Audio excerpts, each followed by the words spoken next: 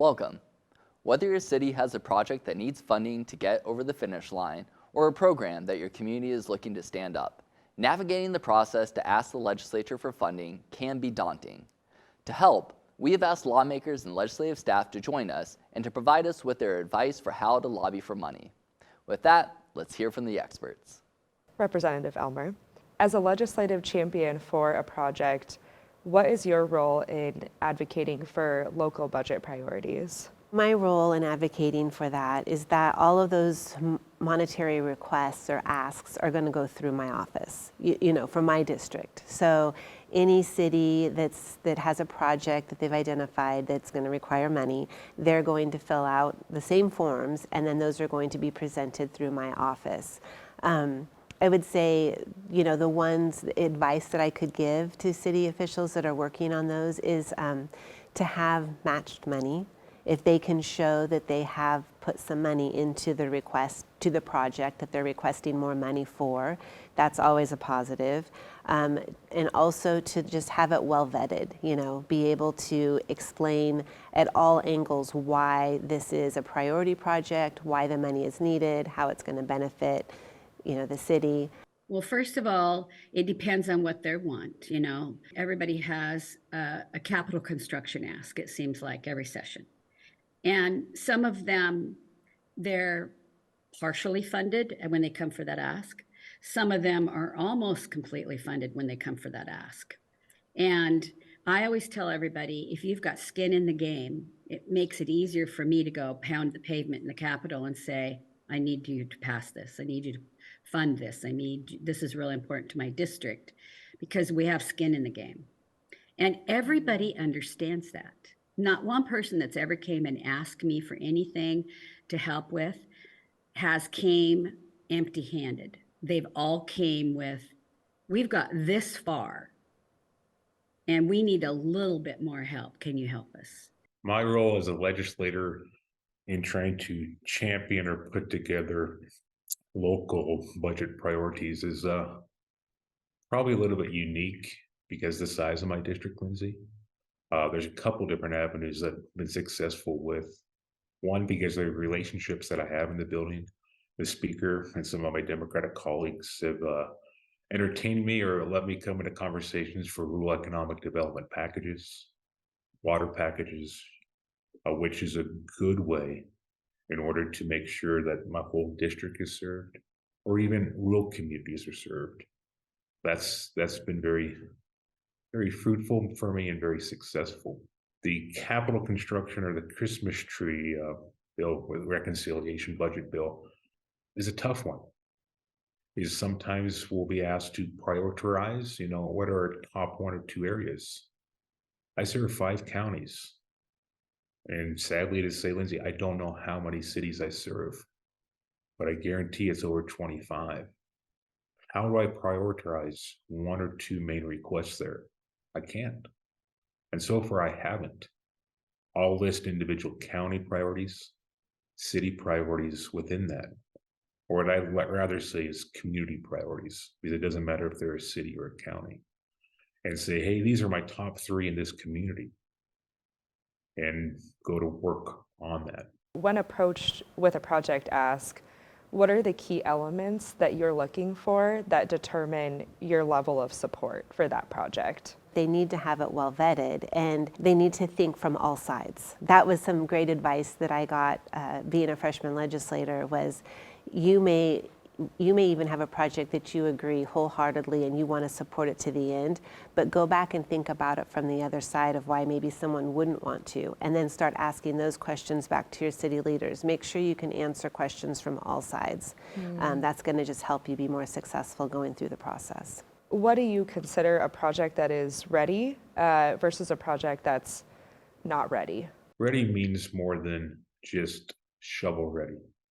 Shovel ready to me would mean if the infrastructure is in power, water, road, lot, where you could actually start some vertical buildings.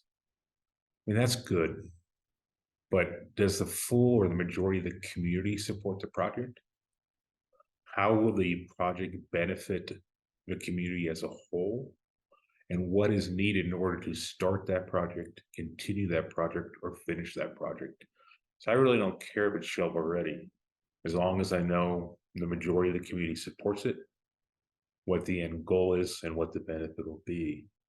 Uh, Capital construction projects, funding requests that have a story are a lot easier to sell than asking for X amount of money for a brick and mortar building that can't explain what the benefit will be or the community support. Do you have an example, without identifying maybe the specific project, of a budget ask that you did not advocate for, and like what was missing from the project, or what could they have, added to their proposal that might have turned your support on it? Actually, no, I don't, because when they bring me the proposal, I look at it and I'll say, can you get me this and this and this? And then let's try it. And everybody's been willing to do what I've asked. They'll go out of their way to get the information that you need, or I'll say, oh, I can't do it this year. I just know it'll never fly this year. It's not this time of year, but go back, get some additional funding on your own, and then come back and ask me. Projects that I would have a hard time supporting, even if I felt they had community buy-in and also have community support, would be if we are able and successful in bringing funding in to complete a project, how are we going to do the operation and maintenance? How is the community going to be able to support that project, that building, that infrastructure into the future? Is it actually going to be an equity asset that brings in funding to support itself, or is it going to become a liability? So there have been some projects that have been brought to me that are very thoughtful projects, needed projects, that there's no plan on how to maintain the project after it's established.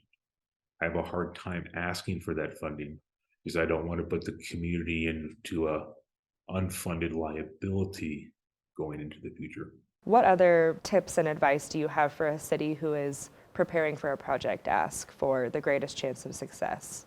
Work on it before session starts. If you come to session and give your legislator the idea, or even sort of tell them about it for the first time during session, you're too late. So definitely be talking with your legislator before session, during the interim, so that you guys all have a chance to work on it together and vet it. That gives the representative a chance too to gather support from other representatives if it's going to be a policy. A bill that they're putting forth, they could get other buy-in there. If it's a money ask, then for me, I also am able to identify, if I have time, I can identify the people that are going to maybe be in charge of making those decisions. And so then I will invite my city leaders in for a sit down with that other legislator, so that we can start the conversation. But really, I would say I couldn't stress enough how important it is to put more time into it. Do not wait for session to start and then think it's go time. First of all, be honest, not just with me, because most everybody goes and meets with members of the Ways and Means or members of the Capital Construction Committee. They just know that the more people that they push that forward to, the more opportunity they're going to have to get some funding, if not all the funding. I think everybody on those committees are willing to listen. And so come educated about your project and know where your weaknesses are within that project, and know where your strengths are and how you can complete it with the help of other people or funds or something, Representative Greg Smith taught me this early and repeats it often. Follow the color of money. Each long session, each executive branch is probably going to have some priorities. If you look at our governor now, she is going to be very successful in her three priorities: homeless, housing, and education. There's some subcategories to those. She's also identified in one of her newest press releases, childcare. Look at what the direction that the executive branch is going, the presiding officers are, and follow that money.